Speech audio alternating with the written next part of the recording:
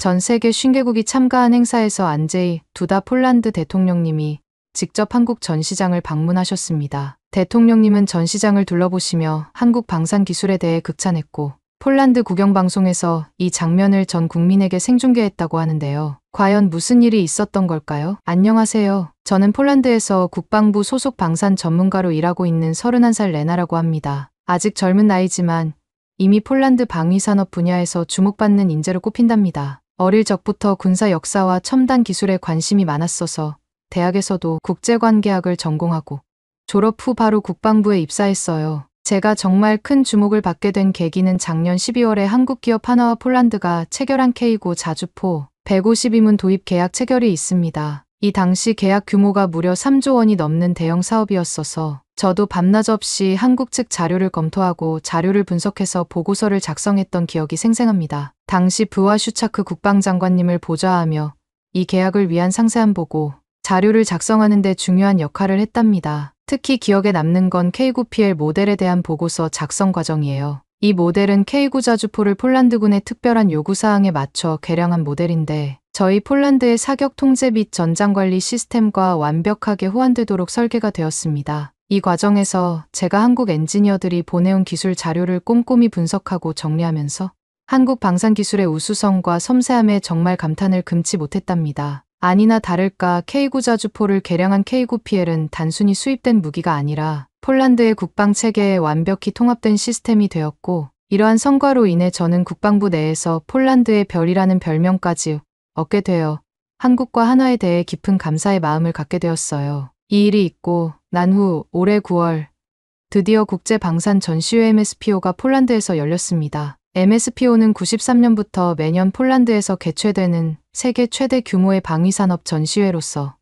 이번엔 제가 행사 준비를 위한 종합 보고서를 작성하는 중요한 임무를 맡았어요. 특히 한국 기업들의 참가 자료를 준비하는 데 큰 공을 들였죠. K9 자주포의 성공 이후 한국의 방산 기술에 대한 우리나라의 관심이 하늘을 찌를 듯이 높아졌거든요. 하나뿐만 아니라 LI지넥스, 현대로템 등 한국의 주요 방산 기업들의 최신 기술과 하나하나 꼼꼼히 분석했답니다. 때로는 밤을 새워가며 기술 사양을 검토하고 우리 군의 니즈와 매칭되는 부분을 찾아내느라 정신없었죠. 이런 우리의 관심을 아는지 행사 첫날 안제이 두다 폴란드 대통령님께서도 직접 전시장을 방문하셨어요. 대통령님은 전시장을 둘러보시며 우리에게 필요한 것은 안보라며 안보를 3번이나 외치셨는데 그 모습을 보며 가슴이 뭉클해졌답니다. 사실 우리나라의 지정학적 위치와 역사적 경험을 생각하면 이 말씀의 무게가 얼마나 무거운지 잘 알 수 있거든요. 폴란드는 역사적으로 강대국들 사이에서 수많은 고난을 겪었어요. 18세기 말에는 러시아에 의해 분할되어 123년 동안이나 독립국가로서의 지위를 잃었고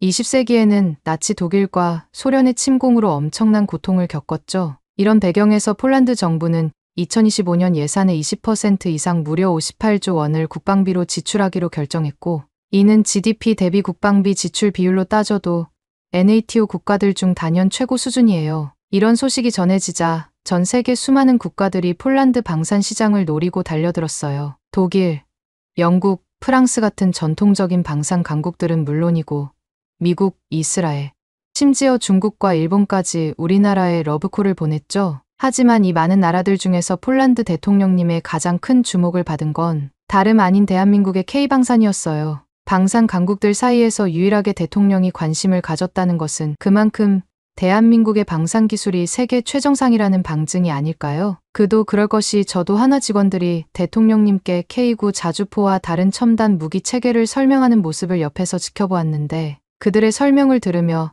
방산 전문가인 저 역시 감탄을 금치 못했거든요. 한화 직원들은 K9 자주포의 우수한 기동성과 화력을 설명하면서 특히 폴란드의 지형과 기후에 맞춰 어떻게 최적화되었는지를 상세히 풀어냈어요. 단순히 한국의 방산 기술은 방산 무기를 납품하는데 그치는 것이 아니라 그 나라의 군대에 최적화된 모듈로 업그레이드까지 가능했습니다. 한화 직원들은 K9 자주포의 우수한 기동성과 화력은 물론 K 전차의 첨단 전자장비와 방호력, 그리고 천궁 II 미사일 방어 체계의 요격 능력 등을 상세히 설명했어요. 대통령님께서도 이 부분에 특히 각별한 관심을 보이셨는데 더욱 충격적인 건 이런 모든 과정을 폴란드 국영 방송 전 국민에게 생중계했다는 거예요. 한국 방산의 위용이 전국에 실시간으로 전해지면서 우리 국민들의 관심도 폭발적으로 늘어났죠. 실제로 다음날 출근길에서 택시 기사님부터 회사 동료들까지 모두가 한국 무기에 대해 이야기하더라고요. 우리도 저런 무기를 가질 수 있다니 정말 안심이 된다.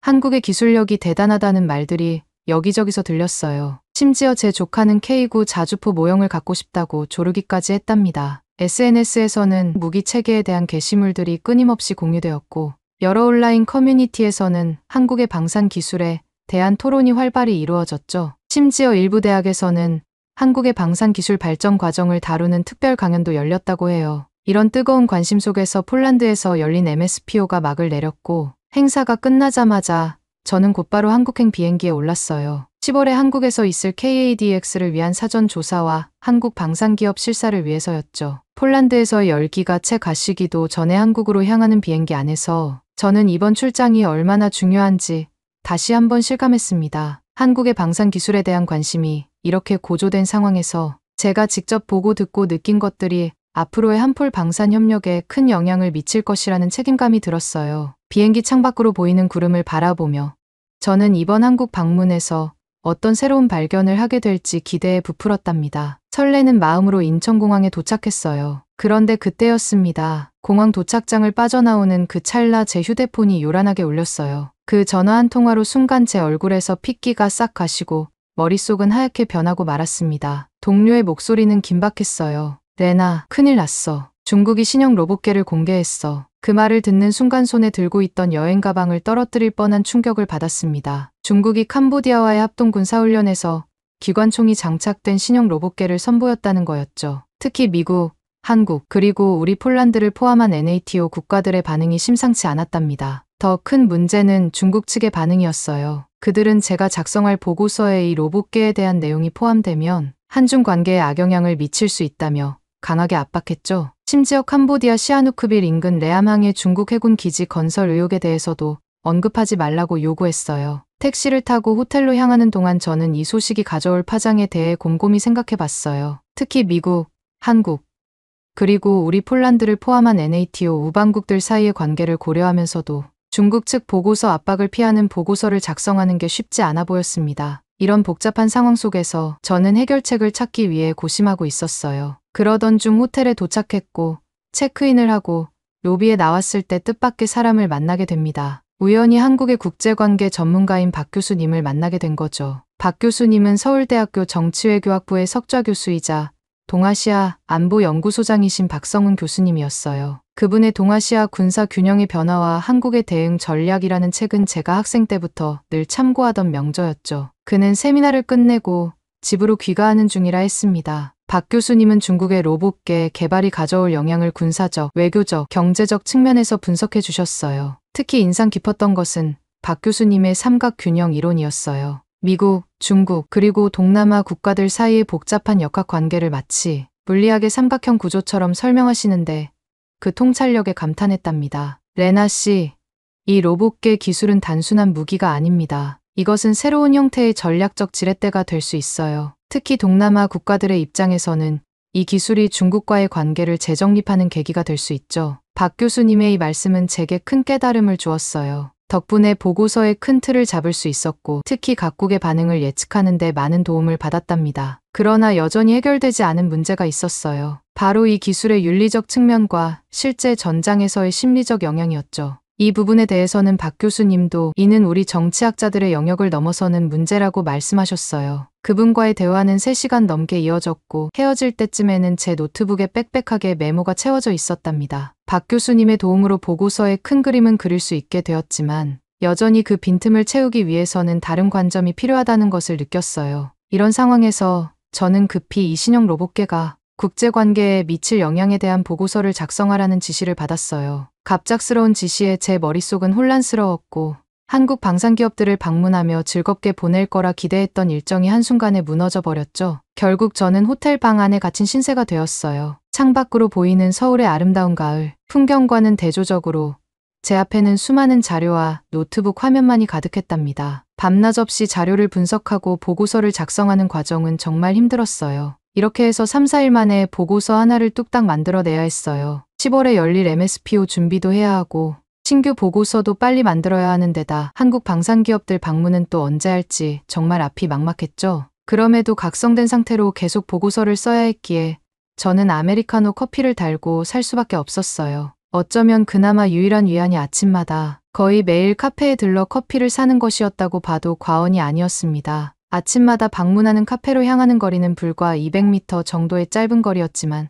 그 순간만큼은 제가 자유롭다고 느꼈거든요. 게다가 사실 가장 좋았던 것은 그 카페에서 일하는 아르바이트생 때문이었죠. 처음 카페를 방문했을 때 아침 일찍이라 그런지 카페는 한산했고 카운터에는 키가 크고 훤칠한 아르바이트생 하나가 서 있었답니다. 그의 얼굴을 보는 순간 저도 모르게 작은 미소가 지어졌어요. 피로에 찌든 제 모습과는 대조적으로 그는 밝고 상쾌해 보였거든요. 까만 머리에 날카로운 눈매, 그리고 부드러운 미소까지 고되고 힘든 작업 중에 유일한 낙이었습니다. 가슴팍에 달린 이름표를 보니 이름이 남재우였어요. 그때는 알지 못했죠.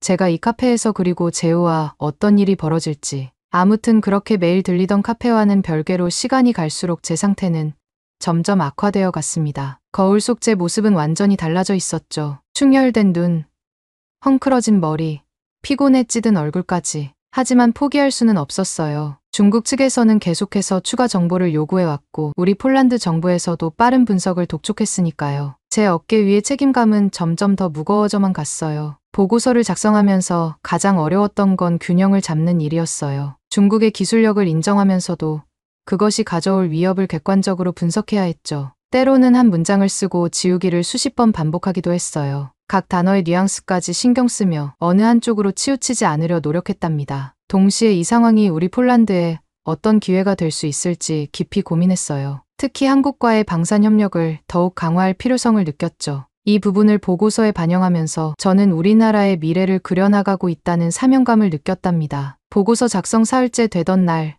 저는 정말 한계에 다다랐어요. 충혈된 눈은 모니터를 똑바로 보기조차 힘들었고 지끈거리는 머리는 마치 망치로 두들리는 것 같았죠. 그런데도 보고서는 아직 절반도 완성하지 못한 상태였어요. 중국의 로봇계 기술이 가져올 국제 정세의 변화를 분석하는 일이 이렇게 복잡할 줄은 몰랐답니다. 그래서 잠시라도 머리를 식히고 싶어 평소보다 30분 정도 일찍 숙소를 나섰어요. 늘 가던 카페에서 평소처럼 아메리카노를 주문하고 한 모금 마시면서 카페를 나섰습니다. 그런데 그때였어요. 카페를 나선 지 얼마 지나지 않아 아르바이트생 재호가 뛰어나왔습니다. 저는 순간 깜짝 놀랐어요. 아무리 피곤하고 머리가 떡진 상태지만 키 크고 잘생긴 아르바이트생이 갑자기 저한테 말을 걸 이유가 없잖아요. 최대한 정신을 똑바로 차리고 그 입술에서 무슨 말이 나올지 기다리고 있었습니다. 손님, 아까 이걸 떨어뜨리신 것 같아요. 그의 목소리는 부드럽고 따뜻했습니다. 그의 손에 보니 제가 흘린 돈이 들려 있었어요.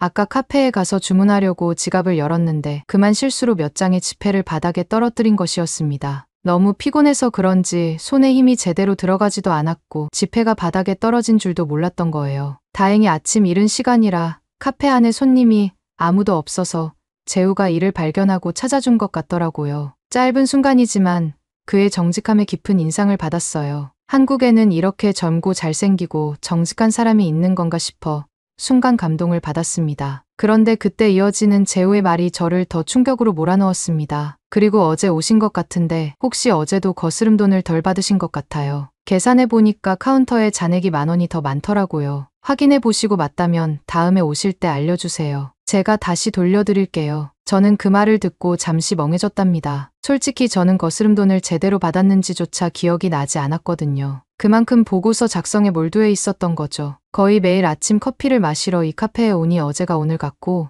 오늘이 내일 같고 완전 비몽사몽이었던 겁니다. 재우의 말을 듣고 그제야 내가 정말 어제도 거스름 돈을 제대로 확인도 안 하고 나왔던 건가 생각이 들었습니다. 어서 숙소로 돌아가서 어제 거스름 돈을 안 받은 것인지 제대로 세어보고 확인해 보겠다는 마음이 들었죠. 그러면서 저는 뭔가 설렘을 느꼈습니다. 한국이라는 나라에 와서 무언가 업무가 아닌 개인적인 약속이 생긴 것 같은 마음에 가슴이 쿵쾅거렸어요. 물론 거스름 돈도 제가 제대로 받은 것인지 그 답을 재우에게 알려줬어야 했고 솔직히 말하면 재우와 다시 마주치고 대화를 나누고 싶은 마음이 들었거든요. 4일 밤낮을 복잡한 국제 정세와 씨름하느라 지쳐있던 제게 재우는 마치 한 줄기 빛 같았답니다. 카페를 나서면서 뒤돌아본 재우의 모습이 자꾸 눈에 아른거렸어요. 그의 미소, 그의 목소리, 그의 친절함과 정숙함까지 이 모든 것들이 제 마음 한구석에 따뜻하게 자리 잡았답니다. 그런데 그런 설렘도 잠시, 그날 저녁 저는 갑작스러운 전화를 받고 큰 충격을 받았습니다. 수학이 너무 들려오는 상사의 목소리는 심각했죠. 중국 측에서 갑자기 추가 자료를 요구해 왔다는 거예요. 이럴 수가. 안 그래도 시간이 촉박한데 이것마저 하루를 더 당겨서 요구하다니. 저는 이제 중국이라는 나라 자체에 대한 혐오감까지 생길 지경이었어요. 오늘은 재우고 뭐고 일단 보고서부터 마무리하고 내일 아침까지 중간 결과를 제출하는 것부터가 급선무였습니다. 어쩔 수 없이 날밤을 꼬박 새야 했기에 결국 저는 호텔 룸서비스로 커피를 주문하고 다시 컴퓨터 앞에 앉았어요. 뜨거운 아메리카노를 한 모금 마시며 모니터를 응시했지만 갑자기 재우의 밝은 미소, 그의 친절한 목소리 이런 생각들을 떠올랐죠. 저는 고개를 세차게 흔들며 정신 차려 일단 일부터 끝내야 한다고 굳게 다짐했어요. 그렇게 저는 밤새도록 보고서를 몇 번이고 꼼꼼히 검토하고 수정하는 작업을 반복했습니다. 마침내 새벽 5시쯤 보고서를 완성하고 호텔 로비에서 출력까지 완료했습니다. 30페이지가 넘는 보고서를 손에 들고 있자니 밤새 노력한 제 모습이 대견하게 느껴졌어요. 이제 택시를 타고 폴란드 대표단 사무실 앞 경비실에 제가 완성한 보고서만 전달하고 오면 됐어요. 시계를 보니 재우의 카페가 오픈하기 전이었습니다. 보고서 배달을 완료하면 딱 카페 오픈 시간인 7시에 맞춰 재우를 만날 수 있을 타이밍이었어요. 그 생각에 피곤함 속에서도 작은 설렘이 피어났습니다. 그런데 이런 꾀죄죄한 차림으로 재우를 만날 수는 없었죠. 저는 다시 호텔 로비에서 엘리베이터를 타고 호텔 방으로 갔습니다. 옷장 앞에서 한참을 서서 고민하다가 본 행사가 시작할 때 입기로 했던 크림색 오피스 블라우스를 꺼내 입었어요. 순간 그러면서도 속으로 이런 제 자신이 믿기지 않더라고요. 이렇게 중요한 순간에 왜 내가 낯선 사람을 생각하고 꽃단장을 하고 있는 거지? 라는 생각이 스쳐 지나갔죠. 그렇다고 해도 재우와의 만남에 꾀죄죄한 모습으로 갈 수는 없었습니다. 화장도 평소보다 신경 써서 진하게 하고 거울 앞에서 머리를 만지고 어떻게든 밤샘의 흔적을 조금이라도 가리려고 발버둥 쳤어요. 그렇게 꽃단장을 하고 나서 저는 서둘러 택시를 타고 국방부 건물 앞 경비실로 향했습니다. 국방부 정문 앞에 도착해서 미리 연락해둔 경비원에게 보고서를 전달했어요. 그는 졸린 눈을 비비며 제게 고생했다는 말과 함께 보고서를 받아들었죠. 임무를 완수한 후에 홀가분함과 함께 이제 재우를 만날 수 있다는 생각에 제 발걸음은 한결 가벼워졌어요. 택시에서 내려 카페로 향하는 동안 제 마음은 마치 첫 데이트를 앞둔 소녀처럼 설레었답니다. 가슴이 두근거리고 손바닥에는 식은땀이 배어났어요. 왜 이러지? 그냥 카페 아르바이트생일 뿐인데 라고 생각하면서도 재우의 미소를 떠올리면 자꾸만 입꼬리가 올라가는 걸 어쩔 수 없었죠. 카페 앞에 도착해서 저는 거울처럼 비치는 유리창에 제 모습을 비춰봤어요. 밤새 일한 흔적을 지우려 애썼지만 여전히 눈가의 피곤함은 감출 수 없었죠. 그래도 최선을 다해 단장한 제 모습이 어제의 피곤해 보이던 모습보다는 한결 나아 보였어요. 심호흡을 크게 하고 용기를 내어 카페 문을 열었습니다. 차가운 금속 손잡이의 감촉이 제 손바닥을 간지럽혔고 문이 열리면서 들려오는 종소리와 함께 진한 커피 향이 제 코끝을 스쳤어요. 그리고 그 순간 제 눈은 자연스럽게 카운터를 향했고 그곳에서 재우의 밝은 미소를 만나길 간절히 바랐답니다. 그렇게 카페 안으로 들어섰지만 저는 이내 큰 충격으로 그 자리에 얼어붙게 되었습니다. 제 눈앞에 펼쳐진 상황은 직접 두 눈으로 보고도 도저히 믿기 힘든 상황이었습니다. 재우가 보이지 않았기 때문입니다. 카페 어느 곳에도 재우가 없었어요. 혹시 주방에 있나 싶어 목을 길게 빼 안쪽을 살펴보기도 하고 구석구석을 눈으로 더듬어 보았지만 어디에도 재우의 모습은 보이지 않았답니다. 처음에는 아직 출근 전일까 하고 생각했어요. 시계를 보니 출근 시간을 훨씬 지난 후였어요. 카페에 손님도 하나둘 늘어나면서 제 불안감도 함께 커져갔답니다. 뭔가 연인 사이도 아닌데 벌써 차인 기분이 들었어요. 점점 불안해지는 마음을 달래려 커피를 주문했어요. 카운터에 선 다른 직원에게 재우에 대해 물어보고 싶었지만 왠지 그러면 안 될 것 같아 참았죠. 커피를 받아들고 자리로 돌아오는데 문득 거울에 비친 제 모습이 눈에 띄었어요. 아침부터 공들여 고른 옷과 화장한 얼굴이 갑자기 부끄러워졌어요. 마치 누군가에게 들킨 것 같은 느낌이 들더라고요. 왜 이렇게 신경 썼을까? 하는 생각에 얼굴이 붉어졌죠. 이게 무슨 일이람?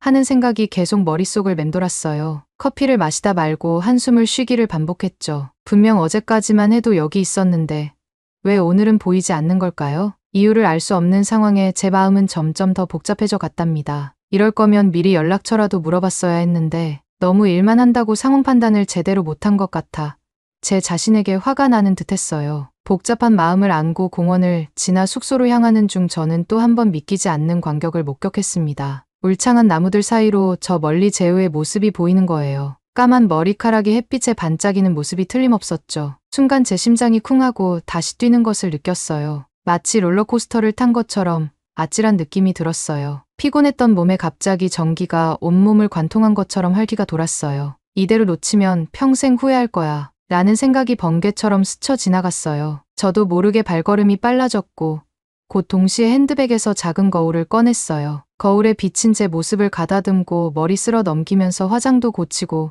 립도 새로 발랐어요. 제 손이 살짝 떨리는 걸 느꼈답니다. 재우의 뒤를 조심스레 따라가면서 머릿속으로는 어떻게 말을 걸까 고민했어요. 여기서 우연히 만나다니 놀랍네요. 정도면 자연스러울까 아니면 그냥 안녕하세요? 라고 해야 할까 온갖 시나리오가 제 머릿속을 스쳐 지나갔어요. 그런데 갑자기 예상치 못한 일이 벌어졌어요. 재우가 데리고 있던 강아지가 뒤돌아 제 쪽으로 달려오는 거예요.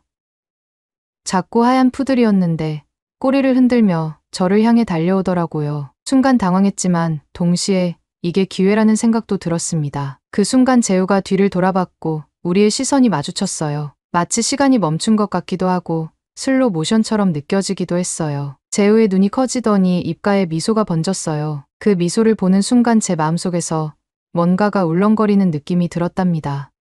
손님. 여기서 뵐 줄이야. 재우가 먼저 말을 걸어왔어요. 그의 목소리는 따뜻하고 부드러웠죠. 저는 가까스로 대답했어요. 안녕하세요, 재우씨. 카페에서 못 뵈어서 걱정했어요. 제 목소리가 떨리지 않기를 바랐죠. 그렇게 우리는 거스름돈 이야기로 시작해 이런저런 대화를 나누게 되었어요. 재우는 오늘이 휴일이라 강아지 산책을 나왔다고 하더라고요. 그의 강아지 이름은 콩이었어요. 귀여운 이름이죠. 그리고 알고 보니 재우는 동물행동학을 전공하는 대학원생이었어요. 그의 눈이 반짝이며 전공 이야기를 할 때 저는 그의 열정에 매료되었답니다. 와, 동물행동학이라니 정말 흥미로운 분야네요. 어떤 계기로 그 전공을 선택하게 되셨어요? 재우는 미소를 지으며 대답했어요. 어릴 때부터 동물들을 정말 좋아했거든요. 특히 개와 고양이의 행동이 늘 신기했죠. 왜 저렇게 행동할까 하는 의문이 항상 있었어요. 저는 고개를 끄덕이며 말했죠. 저도 어릴 때 개를 키웠는데 정말 신기한 행동들을 많이 보여줬어요. 그런데 대학원에서는 주로 어떤 연구를 하세요? 현재는 도시 환경에서의 개 행동 변화에 대해 연구하고 있어요.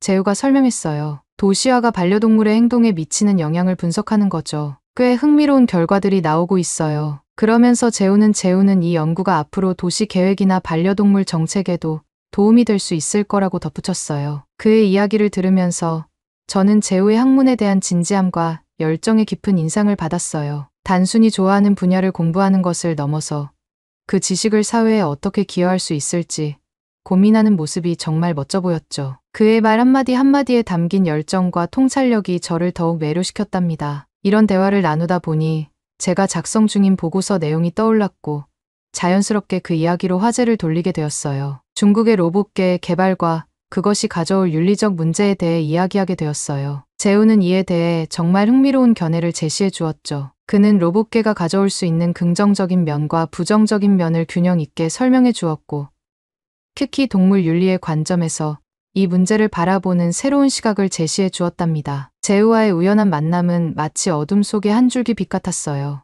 마치 오래된 퍼즐의 마지막 조각을 찾은 듯한 기분이었답니다. 그의 말을 들으며 저는 새로운 통찰을 얻게 되었어요. 단순히 군사적, 정치적 관점에서만 이 문제를 바라보던 제 시야가 넓어지는 느낌이었죠. 동시에 재우의 지적인 모습에 더욱 매력을 느꼈답니다. 호텔로 돌아와 최종 보고서 작성에 몰두하면서 제 손가락은 키보드 위에서 더욱 바빠졌어요. 모니터 화면에 비치는 창밖의 서울 야경이 제 열정을 더욱 불태웠죠. 중국의 로봇계 기술을 단순히 군사적 위협이나 정치적 도구로만 보지 않고 그것이 가져올 수 있는 다양한 측면을 균형 있게 서술하려 노력했어요. 때로는 긍정적인 면을 강조하다가도 다음 순간 부정적인 영향을 생각하며 문장을 수정했죠. 특히 이 기술이 동물 윤리에 미칠 영향을 고려하면서 제 마음속에는 복잡한 감정이 교차했어요. 전쟁의 잔혹함과 동물 보호라는 두 가지 상반된 개념 사이에서 균형을 잡으려 노력하는 과정이 마치 고개를 하는 것 같았답니다. 며칠 동안 저는 거의 호텔 방에서 나오지 않았어요. 룸서비스로 끼니를 해결하면서 때로는 재우에게 메시지를 보내 조언을 구하기도 했죠. 그의 답장은 항상 제게 새로운 관점을 제시해 주었고 이는 보고서의 깊이를 더해 주었어요. 마침내 보고서가 완성되었을 때 저는 지치면서도 희열에 가득 찬 기분이었어요. 중국, 한국, 폴란드 이 세 나라의 이해관계를 균형 있게 담아내려 노력했고 특히 한풀 방산 협력에 대한 새로운 비전을 제시하는 데 심혈을 기울였죠. 각 문장 각 단어가 제 열정과 고민의 결과물이라는 생각에 가슴이 뭉클해졌어요. 보고서를 마무리 짓고 나니 마치 어깨에서 큰 짐을 내려놓은 것 같았어요. 그동안의 긴장과 스트레스가 한순간에 녹아내리는 듯했죠. 하지만 잠시의 여유도 없이 곧바로 KADX 준비에 돌입해야 했답니다. 10월이 코앞으로 다가오면서 저는 마치 시간과 싸우는 듯한 나날을 보냈어요. 회의실을 뛰어다니고 밤늦게까지 자료를 검토하고 한국 측 관계자들과 끊임없이 소통하는 와중에도 가끔씩 재우와 주고받는 메시지가 제게는 작은 위안이 되었습니다. 때로는 그날 본 재미있는 광고에 대해 때로는 한국 음식에 대한 감상을 나누며 우리는 서로의 일상을 조금씩 공유했어요. 그의 메시지를 볼 때마다 제 입가에는 자연스럽게 미소가 번졌답니다. KADX 개막을 앞둔 지금 제 마음은 마치 롤러코스터를 탄 것처럼 오르내리고 있어요. 설렘과 긴장이 교차하는 이 느낌이 참 이상하네요. 10월부터 시작될 이 대규모 행사에서 저는 폴란드 대표단의 핵심 멤버로서 중요한 역할을 맡게 되었거든요. 한국의 첨단 방산 기술을 직접 눈으로 확인하고 제가 그토록 공들여 작성한 보고서의 내용을 현장에서 검증할 수 있다는 생각에 가슴이 두근거려요. 그리고 오늘 저녁 마지막 점검을 끝내고 잠깐의 여유를 가질 수 있었어요. 그 짧은 시간 저는 재우와의 만남을 선택했고 한강공원에서 우리는 천천히 걸으며 이야기를 나눴어요. 노을이 지는 한강을 배경으로 재우의 부드러운 목소리와 따뜻한 미소는 그동안의 긴장을 녹여주는 것 같았어요. 그렇지만 또 한편으로는 KADX가 10월 6일에 끝난다는 사실이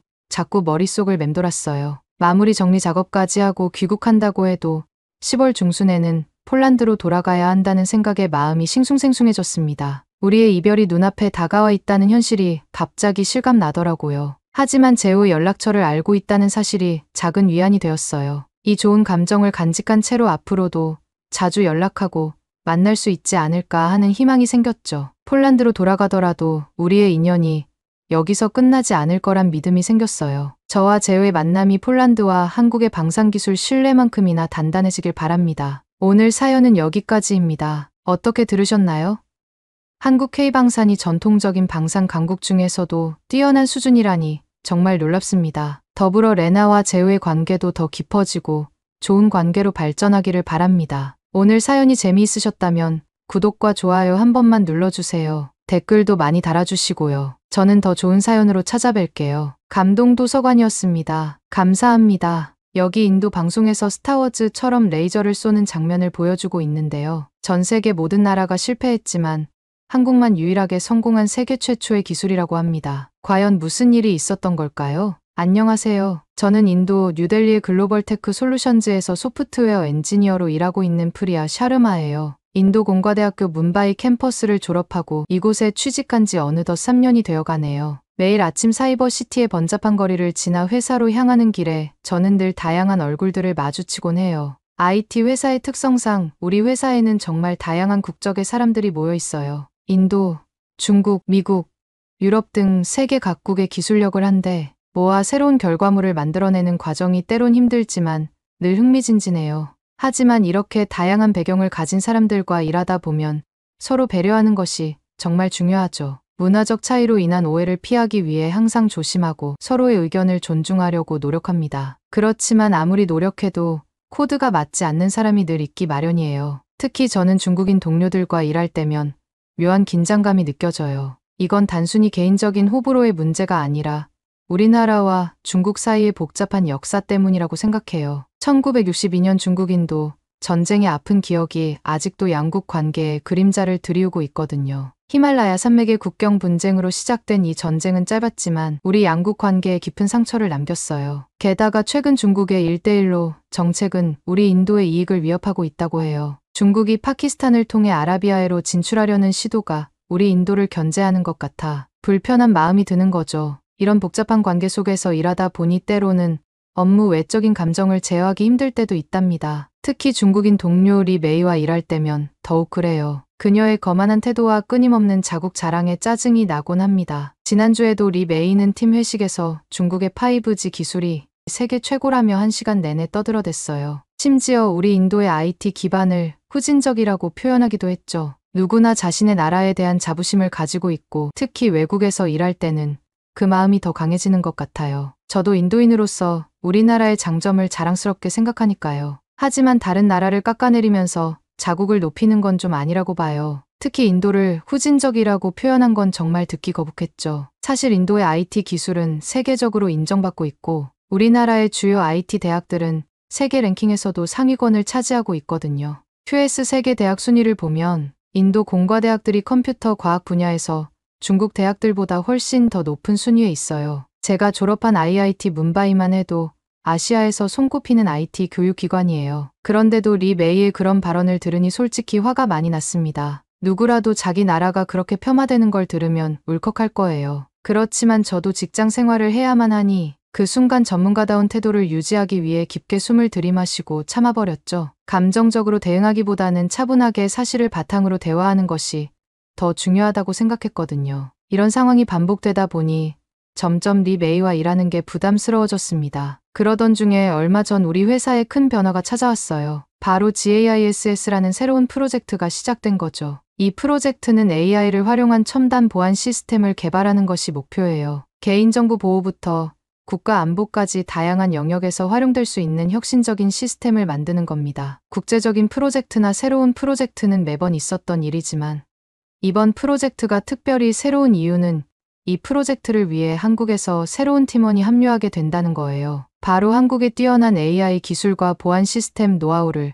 우리 프로젝트에 접목하기 위해서죠. 삼성전자의 갤럭시 휴대폰이 전 세계에 널리 퍼져 있는 것처럼 한국 IT의 우수성도 우리 IT 회사에 널리 퍼져 있었어요. 하지만 처음 이 소식을 들었을 때 솔직히 저는 다른 방향으로 걱정이 좀 됐습니다. 한국 IT 기술의 우수성에 대한 의심이 아니라 한국인도 중국인 리 메이처럼 자국에 대한 프라이드와 거만함을 보이지는 않을까 하는 걱정이었어요. 아무튼 그렇게 GAISS 프로젝트의 시작은 우리 팀에 신선한 바람을 몰고 왔고 특히 한국에서 온 이은성이라는 엔지니어의 합류는 더욱더 큰 변화였죠. 처음 그를 봤을 때 단정한 정장 차림에 조용하고 겸손해 보이는 인상이었어요. 리 메이와는 다르게 겸손해 보이면서 부드러운 미소와 공손한 인사는 첫인상부터 좋게 만들었어요. 그런데 그런 부드러운 모습도 잠시 이은성이 자기소개를 시작하는 순간 그의 눈빛은 마치 촛불이 환하게 밝혀지는 것처럼 변하는 걸 느꼈어요. 그는 서울대학교 컴퓨터공학과를 졸업했다고 말했는데 그 순간 회의실 분위기가 긴장감으로 가득 찼습니다. 서울대는 세계적으로 유명한 대학인 거기다가 컴퓨터공학을 전공했다면 정통 한국산 IT 수재가 분명했거든요. 이어서 이은성은 한국의 세계적인 반도체 기술과 5G,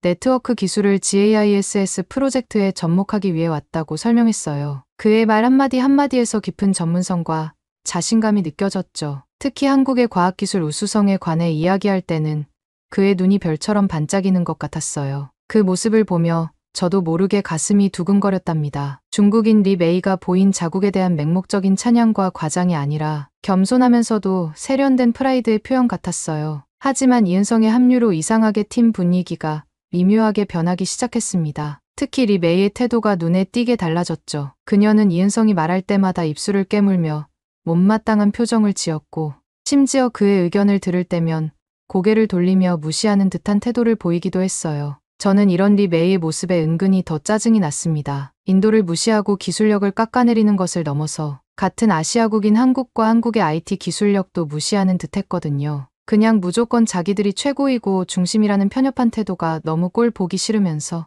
한편으로는 이은성이 어떻게 대응할지 궁금하기도 했답니다. 그러던 어느 날 회의 중에 또 한 번의 충돌이 일어났습니다. 리 메이가 또다시 중국의 기술력을 자랑하기 시작한 거죠. 그녀는 목소리를 높이며 중국의 드론 기술이 세계 최고라고 주장했어요. 우리 중국의 드론 기술은 이미 세계를 압도하고 있어요. GAISS 프로젝트에도 당연히 우리 기술을 도입해야 해요.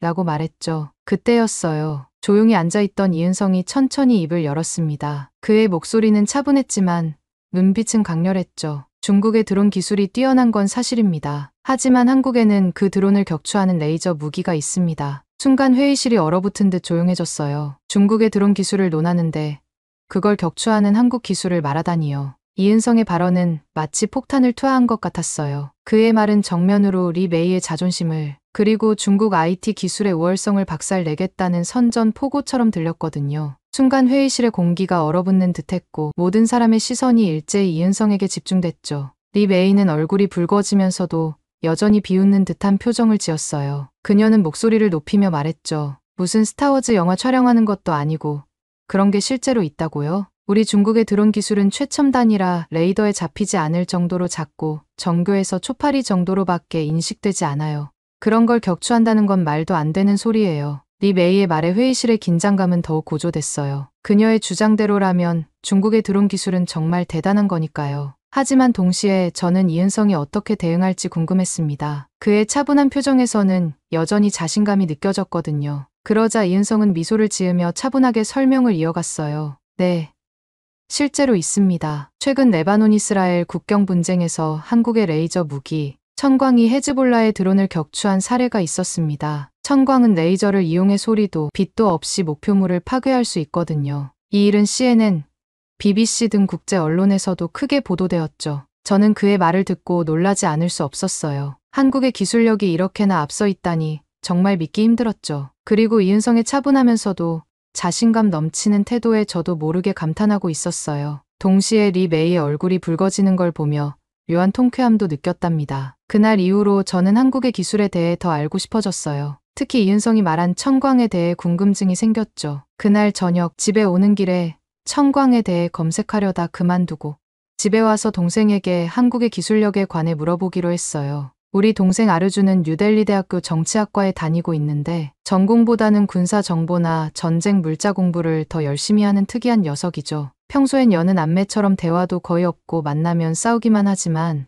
이번만큼은 한국 군사 기술에 대한 궁금증을 참지 못해 한 수 접고 물어보기로 했어요. 군사 오타쿠인 이 녀석이 한국 군사력과 IT 기술력에 대해 냉철하게 평가해 줄 거라 생각했거든요. 아르준의 방문을 노크하고 들어가자 퀴퀴한 냄새가 났어요. 벽에는 총과 군사 탱크, 전투기 모형들이 가득했죠. 동생은 컴퓨터로 또 군사 퍼레이드 영상을 보고 있더라고요. 뒤통수에 대고 천광에 대해 아는지 물어봤어요. 아르준이 화들짝 놀라 뒤돌아보며 내가 어떻게 그걸 알게 됐는지, 혹시 전쟁 무기에 관심이 생겼는지 물었어요. 저는 회사에서 있었던 일을 이야기했는데 동생이 표정을 보고 깜짝 놀라고 말았습니다. 이때까지 제 이야기를 이렇게 호기심 가득한 눈으로 집중해서 듣는 동생을 처음 봤거든요. 단순히 군사 이야기를 해서가 아니라 천광의 기술을 GAISS에 적용한다는 사실과 한국 IT 전문가 이은성에 대한 동경의 눈빛이 역력했어요. 제 이야기를 다 듣고 나서 아르주는 눈을 반짝이며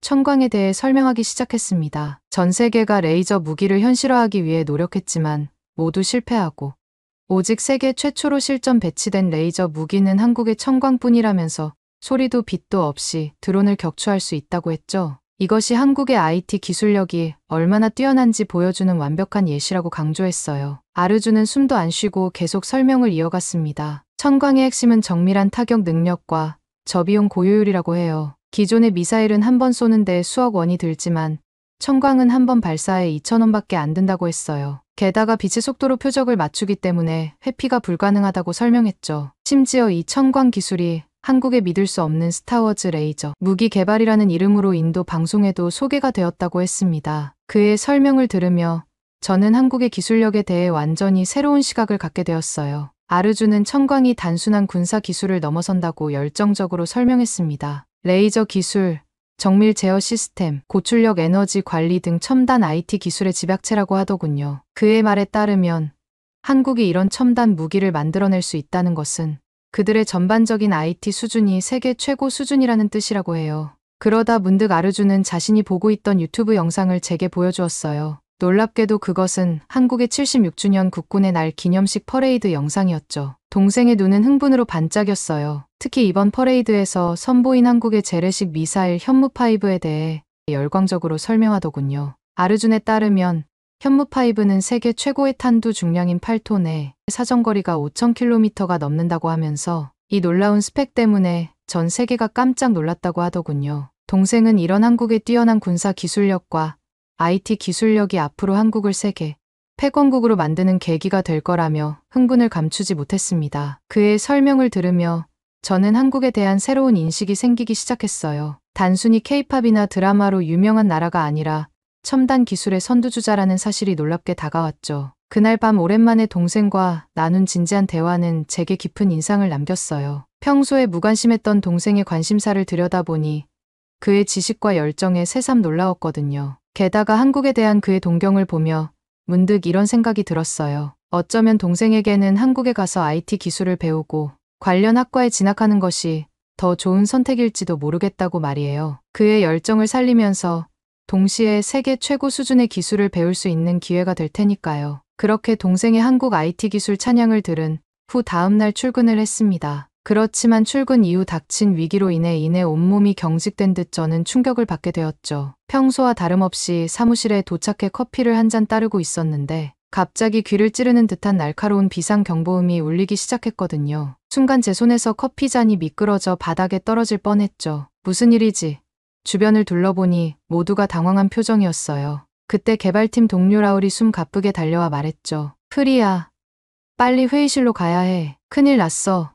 불안한 마음을 안고 회의실로 향했어요. 복도를 지나는 동안 경보음은 계속해서 울려 퍼졌고 동료들의 발걸음 소리가 어지럽게 들려왔습니다. 회의실 문을 열자 이미 대부분의 팀원들이 모여 있었어요. 모두의 얼굴에 긴장감이 가득했죠. 팀장님이 회의실 앞에 서 계셨는데 평소의 침착한 모습은 온데간데 없고 이마에 땀방울이 맺혀 있었습니다. 그분의 표정을 보자 제 심장이 더 빠르게 뛰기 시작했답니다. 저희 회사에서 추진 중인 GAISS 프로젝트의 모든 데이터가 저장된 메인 서버에서 이상 징후가 감지된 거죠. 우리 팀의 네트워크 모니터링 담당자인 카산이 갑자기 메인 서버에 해킹 시도가 있다고 소리쳤어요. 순식간에 사무실이 발칵 뒤집혔습니다. 모든 컴퓨터 화면이 깜빡이더니 검은 화면으로 바뀌었고 그 위에 붉은색 해골 모양과 함께 블라인드 화면이 펼쳐졌습니다. 팀장님이 즉시 비상대책회의를 소집했고 우리는 서둘러 회의실로 모였답니다. 팀장님이 긴장된 목소리로 현재 상황 보고를 요청하셨어요. IT 보안 책임자인 라울이 해커들이 방화벽을 뚫고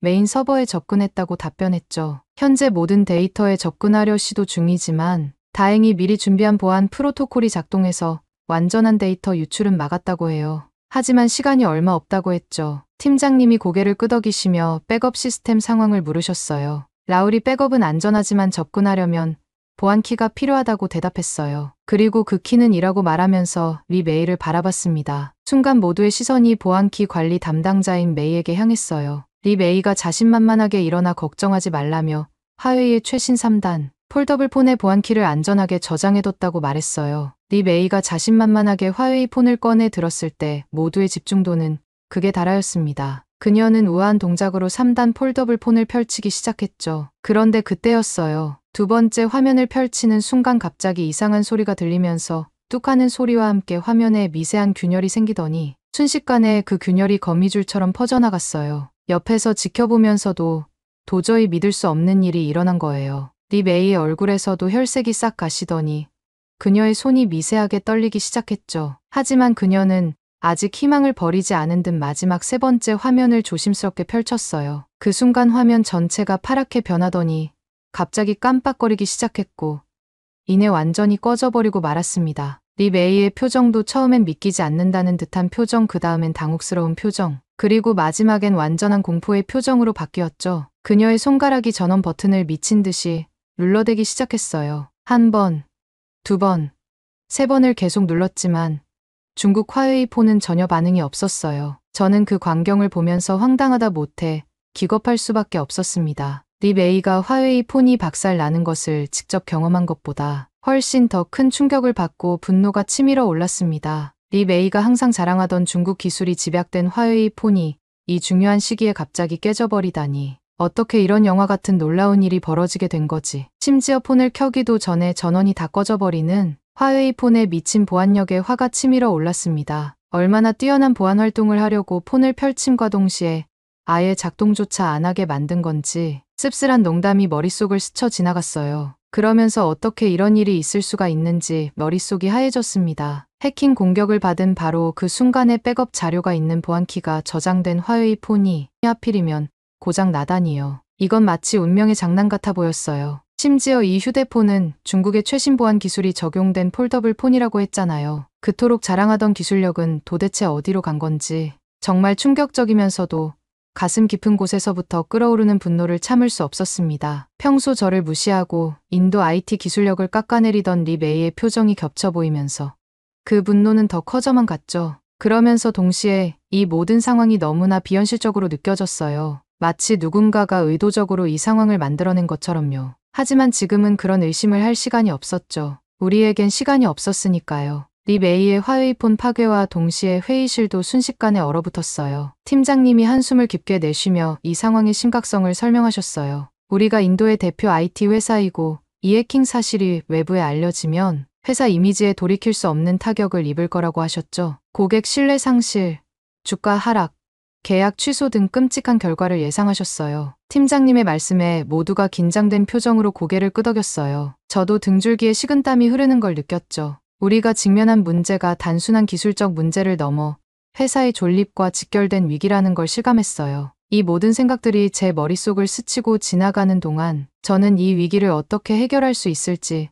필사적으로 고민하고 있었습니다. 그때였습니다. 이은성이 조용히 자리에서 일어나 제안을 하고 싶다고 말했어요. 그는 차분한 목소리로 말하기 시작했지만 말투에는 묘한 자신감이 묻어나왔죠. 한국의 첨광 기술을 응용한 사이버 방어 시스템을 도입해보는 건 어떨까요? 이 시스템은 레이저 기술을 활용해 해킹 시도를 실시간으로 차단할 수 있습니다. 팀장님이 관심을 보이셨지만 의문을 제기하셨어요. 그 시스템을 지금 당장 구현할 수 있나요? 우리에겐 시간이 없습니다.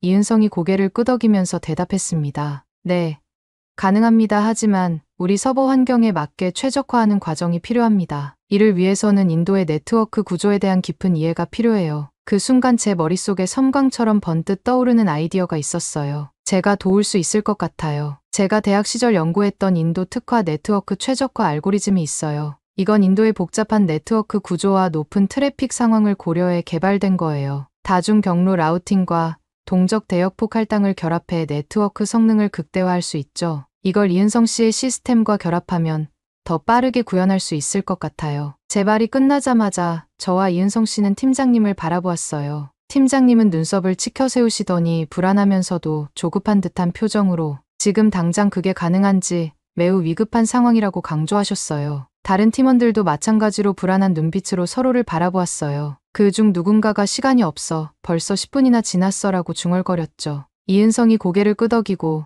저를 바라봤어요. 프리아 씨의 아이디어는 매우 훌륭해요. 제 시스템의 실시간 위협 탐지 모듈과 프리아 씨의 알고리즘을 통합하면 우리 네트워크에 최적화된 방어 체계를 구축할 수 있을 겁니다. 그 후 우리는 신속하게 보안 통제실로 이동했어요. 이곳은 회사의 모든 네트워크 트래픽을 모니터링하고 제어하는 핵심 시설이었죠. 벽면을 가득 채운 대형 모니터들에는 실시간으로 변화하는 네트워크 상태가 표시되고 있었어요. 이은성과 저는 나란히 앉아 각자의 워크스테이션을 가동했어요. 이은성의 화면에는 첨광 시스템의 복잡한 코드가 표현되고 제 화면에는 인도 특화 알고리즘이 떠 있었죠. 우리는 광 케이블로 두 시스템을 물리적으로 연결했어요. 시간이 흐를수록 팀장님의 얼굴에는 초조함이 역력했습니다. 얼마나 더 걸릴 것이냐며 우리에겐 시간이 없다고 재촉하셨죠. 다른 팀원들도 안절부절 못하는 모습이었어요. 누군가는 손톱을 물어뜯고 또 다른 이는 다리를 떨고 있었어요. 그 와중에 리 메이는 구석에 앉아 아무 말도 못하고 고개를 푹 숙인 채 부서진 폰의 액정만 바라보고 있었습니다. 그녀의 모습에서 깊은 자책감이 느껴졌죠. 하지만 우리는 포기하지 않았어요. 이은성이 실시간 위협 탐지 모듈을 입력하는 동안 저는 다중 경로 라우팅 알고리즘을 최적화했어요. 우리의 손가락은 키보드 위에서 쉴 새 없이 움직였습니다. 이은성의 얼굴에 맺힌 땀방울이 그의 집중도를 말해주고 있었죠. 저 역시 심장이 빠르게 뛰는 것을 느끼며 모든 신경을 집중했습니다. 가끔 서로의 화면을 확인할 때마다 우리의 눈빛 속에는 불안과 희망이 교차했어요. 주변의 긴장감은 점점 고조되고 있었어요. 팀장님은 초조한 듯 계속해서 시계를 확인하셨고 다른 팀원들의 숨소리가 점점 거칠어지는 게 느껴졌죠. 리 메이는 여전히 구석에서 움츠러든 제 죄책감에 사로잡힌 듯 보였어요. 마침내 시스템 통합의 마지막 단계에 도달했을 때 이은성이 제게 알고리즘 최종 연동을 부탁했습니다. 그의 목소리에는 긴장감과 기대감이 묻어 있었죠. 저는 깊은 숨을 들이쉬고 고개를 끄덕였어요. 손가락이 미세하게 떨리는 것을 느끼며 이제 모든 것이 이 순간에 달려있다는 걸 실감했습니다. 엔터키를 누르는 그 짧은 순간 시간이 멈춘 것 같더라고요. 회의실은 숨소리조차 들리지 않을 만큼 조용해졌고 모든 시선이 메인 스크린에 고정되었죠. 제 심장은 마치 터져나갈 것처럼 빠르게 뛰고 있었어요. 그 찰나의 순간 수많은 생각들이 스쳐 지나갔죠. 실패하면 어쩌지? 회사는 어떻게 될까? 내 커리어는? 이은성과의 협력은 정말 옳은 선택이었을까? 불안과 의심이 물밀듯이 밀려왔죠. 그때였어요. 됐다. 라고 라울이 외쳤습니다. 그리고 성공했습니다.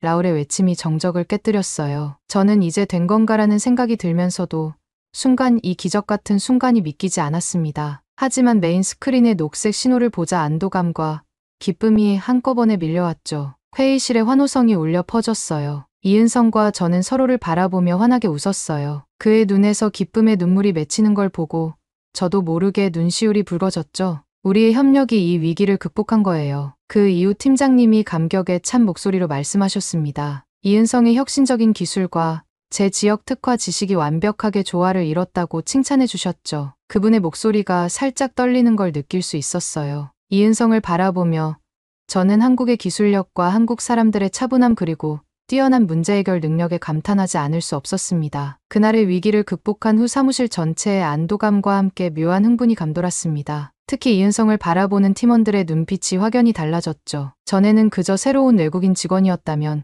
이제는 우리 팀의 구세주, 아니 핵심 멤버로 자리 잡은 느낌이었어요. 이은성 씨의 뛰어난 대처 능력과 한국 IT 기술력, 보안성의 우수함을 동시에 회사 모든 사람이 경험한 사건이었으니깐요. 이 일 이후 사람들은 더 자주 그의 주변에 모여들어 질문하고 그의 의견을 구하는 모습이 인상적이었죠. 팀장님은 긴장으로 굳어있던 어깨를 풀고 깊은 한숨을 내쉬셨습니다. 그러고는 밝은 표정으로 우리를 둘러보시며 오늘 정말 대단했다고 칭찬하셨어요. 이런 날엔 축하해야 하지 않겠냐며 모두 함께 저녁 식사를 하자고 제안하셨죠. 그 말에 모두가 환하게 웃으며 동의했습니다. 그렇게 긴장감에서 벗어나 홀가분해진 분위기 속에서 갑자기 팀장님이 잠시 고민하는 듯한 표정을 지으시더라고요. 그러다 문득 뭔가 좋은 생각이 났다는 듯 눈을 반짝이며 한국 식당에 가보는 게 어떻겠냐고 제안하셨죠. 이은성 씨에 대한 감사의 표시도 되고 우리 모두에게 새로운 경험이 될 거라고 하셨어요. 이 제안에 모두가 흥미로워했어요. 특히 평소 새로운 것을 좋아하는 카산이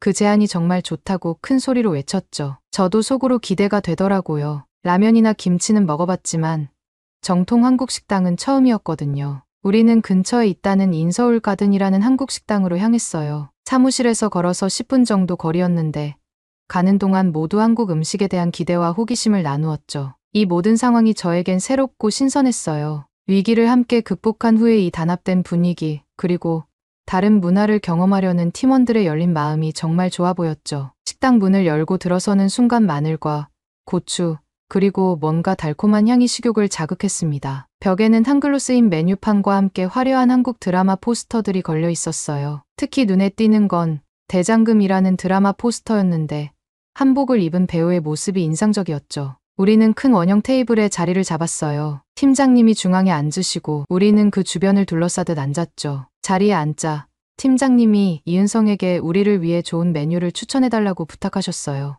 이은성이 가장 잘 알 테니까요. 이은성은 기쁜 듯이 환하게 웃으며 고개를 끄덕이더라고요. 그러고는 메뉴판을 펼치며 설명을 시작했죠. 우리 팀을 위해 특별히 불고기, 비빔밥 그리고 김치찌개를 추천한다고 했어요. 이 음식들이 한국의 대표적인 요리라고 하면서 각 요리에 대해 상세히 설명해 주었어요. 그의 설명을 들으며 모두의 눈이 반짝였습니다. 특히 라울이 정말 맛있게 들린다며 손뼉을 쳤죠. 음식이 나오자 모두 호기심, 어린 눈으로 바라보았어요. 색색의 채소들이 올려진 비빔밥, 김치찌개의 빨간 국물, 그리고 달콤한 향이 나는 불고기까지 모든 것이 새롭고 신기해 보였죠. 저도 조심스레 비빔밥을 한 숟가락 떠먹었는데 그 순간 입안 가득 퍼지는 다양한 맛에 깜짝 놀라고 말았습니다. 고소한 참기름 향, 아삭한 채소의 식감, 그리고 매콤한 고추장의 맛이 어우러져 정말 특별했습니다. 저도 모르게 감탄사를 내뱉었고 그러자 다른 팀원들도 하나둘 음식을 맛보기 시작했어요. 카사는 김치찌개를 한 숟가락 먹고는 맵다고 외치면서도 계속해서 숟가락을 들고 있더라고요. 그렇게 우리는 새로운 맛과 문화를 경험하며 오늘의 성공을 자축하는 특별한 저녁 시간을 보냈답니다. 그런데 그때 갑자기 팀장님이 뜻밖의 이야기를 꺼내더라고요. 요즘 자신의 딸이 한국 드라마, 특히 흑백요리사라는 드라마에 푹 빠져 있다고 하셨죠. 그 말에 이은성의 눈이 반짝였어요. 그는 그 드라마가 한국 요리를 소재로 한 것이며 전 세계적으로 화제가 되고 있다고 설명했어요. 특히 흑백요리사는 3주 연속 비영어권 글로벌 부분 1위를 했고 코리아 예능이 3주 연속 1위를 한 건 이번이 처음이라고 이야기했습니다. 팀장님은 고개를 끄덕이며 딸이 그래서 한국을 너무 좋아하며 그 드라마를 보고 한국 음식에 관심이 생겨 집에서 김치도 만들어 먹는다고 말씀하셨어요. 이 말에 모두가 웃음을 터뜨렸죠. 저는 한국 문화가 이렇게 멀리 인도까지 영향을 미치고 있다는 게 신기했어요. 그때 이은성이 조심스레 흑백요리사에서 비빔 대왕님이 부른 비빔송을 불러도 되겠냐고 물었어요. 모두가 호기심 어린 눈빛으로 동의했고 이은성은 비빔밥을 비비면서 노래를 부르기 시작했어요. 비비빔 비벼주세요. 비비비빔. 처음엔 어색해하던 팀원들도 점점 흥에 겨워 손뼉을 치며 따라 부르기 시작했고 저도 모르게 몸이 리듬을 타고 있는 걸 느꼈어요. 팀장님은 이은성의 기술뿐만 아니라 문화적으로도 우리에게 새로운 경험을 선사해 주는 것에 감탄을 표현하셨죠. 그러면서 한국 사람은 겸손하면서 업무 능력이 뛰어나고 문화적으로도 우수하다고 말했어요. 그런데 그때였어요. 식사가 거의 끝나갈 무렵 팀장님이 갑자기 진지한 표정으로 제안을 하나 하고 싶다고 하시더라고요. 회사의 기술력 향상을 위해 한국 지사와의 협력을 강화하고 싶다며 그 첫 단계로 우리 팀에서 한 명을 한국으로 파견하겠다고 하셨죠. 그리고 놀랍게도 그 임무를 저에게 맡기고 싶다고 하셨어요. 순간 저는 숨이 멈추는 듯했습니다. 머릿속이 하얘졌고 기쁨과 두려움, 기대와 불안이 동시에 밀려왔어요. 팀장님은 제가 오늘 이은성과 훌륭하게 협력해 위기를 극복했다며 제 능력과 적응력을 높이 평가하셨습니다. 한국에서 새로운 기술을 배워오면 우리 팀에 큰 도움이 될 거라고 하셨죠. 저는 말을 잇지 못하고 그저 고개를 끄덕였어요. 이은성이 제게 따뜻한 미소를 지어주었고 다른 팀원들도 축하한다는 듯 손뼉을 쳐주었습니다. 리 메이는 회식 내내 연신 고개를 숙이고 있다가 제가 한국 지사로 파견이 결정된 순간 고개를 살짝 들어 저를 쳐다보더라고요. 자존심이 상한 듯했지만 한국의 기술력과 중국 기술력의 차이를 실감하는 순간이었겠죠. 그 순간 저는 통쾌함과 함께 저의 IT 경력의 새로운 모험이 시작되는 것을 느꼈답니다. 집에 도착해 제일 먼저 동생 아르준에게 제가 한국으로 가게 되었다는 소식을 전하자 제 예상대로 정말 부러워하더라고요. 그러면서 아르준이 깜짝 놀랄 만한 소식을 전해주었어요. 그 애도 최근 한국 서울대학교 정치외교학과로 교환학생을 준비하겠다고 결심했다는 거예요. 우리 남매가 거의 동시에 한국행을 준비하게 된 것이죠. 아르준은 한국의 정치 시스템과 외교 정책, 특히 군사 외교에 대해 깊이 공부하고 싶다고 했어요. 동생의 반응과 계획을 들으며 저는 이번 기회가 저뿐만 아니라 아르준의 미래에도 큰 영향을 미칠 수 있겠다는 생각이 들었습니다. 우리 남매가 각자의 분야에서 한국의 선진 기술과 시스템을 직접 경험하고 배워올 수 있다니 정말 놀라운 일이었죠. 한국에서의 경험이 우리 가족에게 어떤 변화를 가져올지 가슴 설레는 마음으로 상상해 보았답니다. 어쩌면 이게 우리 남매의 미래를 완전히 바꿀 수도 있겠다는 생각이 들었어요. 오늘 사연은 여기까지입니다. 어떻게 들으셨나요? 오늘 사연이 재미있으셨다면 구독 버튼과 좋아요 한 번만 눌러주세요. 댓글도 많이 달아주시고요. 저는 더 좋은 사연으로 찾아뵐게요. 감동도서관이었습니다. 감사합니다. 탄두 중량 8톤은 세계에서 가장 무거운 중량입니다. 이건 사실상 핵무기나 다름없습니다. 사정거리 5,000km는 일본은 물론 중국 본토까지 타격할 수 있습니다. 대체 무슨 짓을 한 겁니까? 여기 아시아 AI 혁신 포럼에서 중국 군사 전문가가 한국의 신형 무기에 대해 우려하며 미사일 개발을 자제해야 한다고 성토하고 있는데요. 과연 무슨 일이 있었던 걸까요? 안녕하세요. 저는 미국 실리콘밸리 퓨처펀드라는 벤처캐피털에서 일하고 있는 케이트라고 합니다. 우리 회사 퓨처펀드는 작지만 강한 회사로 특히 AI, 빅데이터, 클린테크 분야의 스타트업에 주로 투자하고 있죠. 저는 이 중에서도 AI 분야를 담당하고 있어요. 매일 수십 개의 피치덱을 검토하고 유망한 스타트업 창업자들과 미팅을 가지는 게 제 주요 업무랍니다. 그러던 어느 날 상사인 마이클이 제게 특별한 임무를 하나 주었어요. 베이징에서 열리는 글로벌 테크 서밋 2024와 이어서 한국 서울에서 열리는 아시아 AI 혁신 포럼에 참석하라는 거였죠. 이 서밋은 전 세계 테크 업계에서 가장 주목받는 행사 중 하나인데 특히 이번에는 중국의 AI 기업들이 대거 참가한다고 하더라고요. 알리바바, 텐센트, 바이두, 화웨이 같은 중국의 테크 공룡들이 자신들의 최신 AI 기술을 선보일 예정이라고 해요. 그리고 한국 출장은 작년에는 없었지만 올해 추가가 된 일정이었습니다. 마이클의 말에 따르면 우리 회사에서 투자를 고려 중인 스타트업이 있는데 이 회사가 최근 네이버 AI 기술을 활용하기로 결정했다고 해요.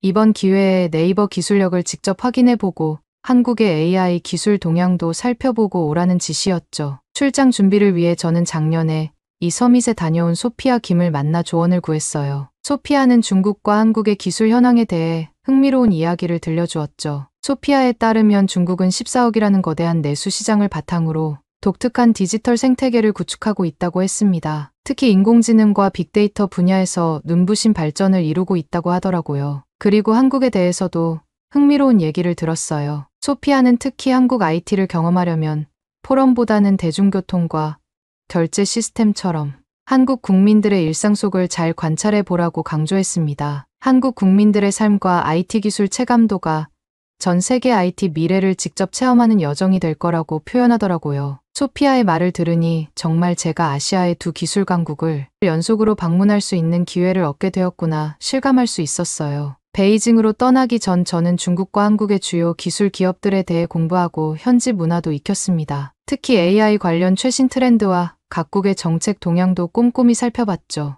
이번 기회를 통해 제 경력에 큰 도약을 이룰 수 있길 기대하면서요. 이렇게 철저히 준비한 끝에 드디어 베이징 다신 국제공항에 도착했답니다. 공항에 발을 딛는 순간 활기 넘치는 도시의 분위기가 온몸으로 느껴지더군요. 하지만 세부적으로는 부족한 모습들이 보이면서 기대와는 조금 달라졌어요. 2019년에 개장했다는 이 공항은 겉보기에는 현대적이었지만 내부 시설은 생각보다 낡아 보였거든요. 에스컬레이터 몇 개가 고장 나 있었고 안내 전광판도 간간히 깜빡거렸습니다. 왜 수리를 이렇게 늦게 하는 걸까? 사람들이 많이 이용하는 곳인데 괜찮을까 하는 생각이 머릿속을 스쳐 지나갔습니다. 이런 광경을 보며 제가 상상했던 중국의 미래 도시의 모습과는 조금 다르다는 걸 느꼈어요. 그렇게 호텔로 향하는 택시를 기다리며 주변을 둘러보고 있을 때 누군가 제 이름을 불렀어요. 케이트 씨, 맞죠?